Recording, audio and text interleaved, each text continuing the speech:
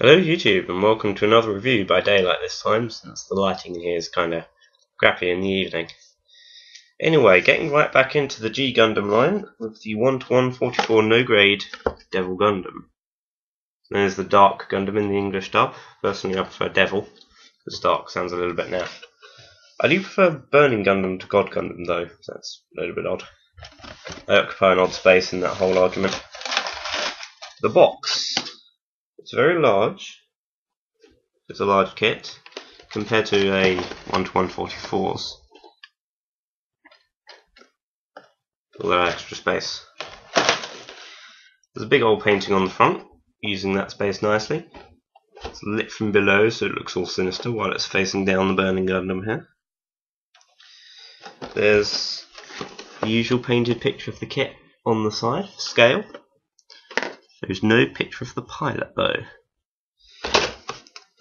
It's about 23 meters tall. The full range of the other no grades on the side. There's Shining, Dragon, Maxter, Rose, Bolt, Spiegel, Master, Burning, Rising. Getting Maxter, not sure about the others, we'll see. Opening the box. Over there. Get the manual. It's the exact same size as for the other kits. It's a bigger kit, but it's only because it's got bigger pieces. It's not any more complicated.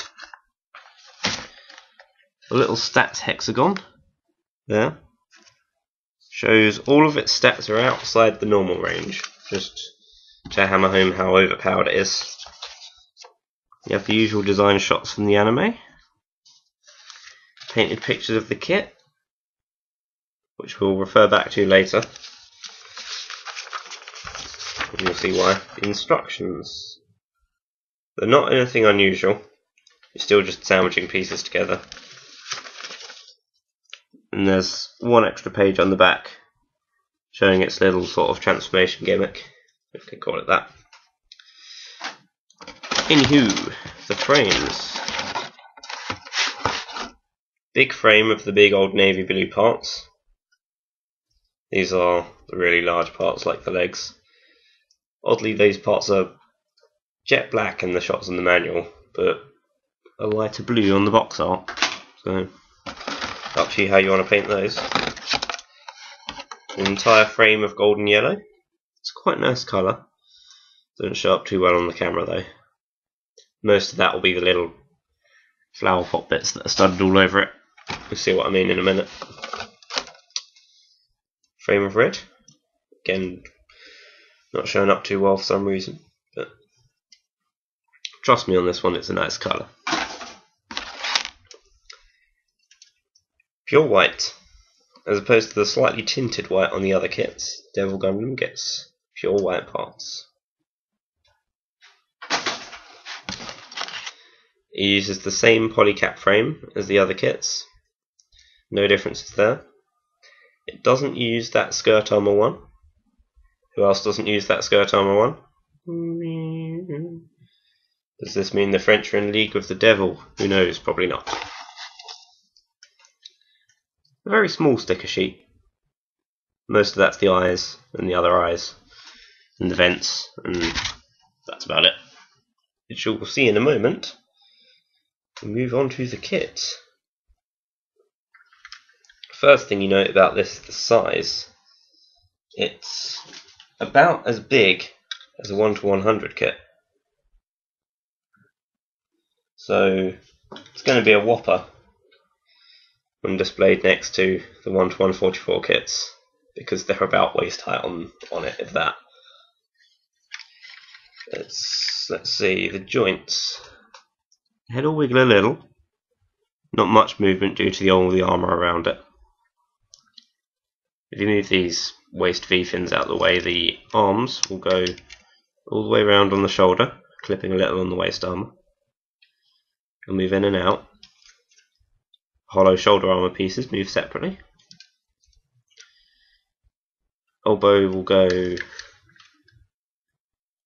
not quite 90. Fist will rotate round and you can finagle them about as per usual. Waist wiggles a bit, but that's just because you got loose polycap joints in there. The butt will fold up and down, so you can get the legs all the way back. That'll be relevant later.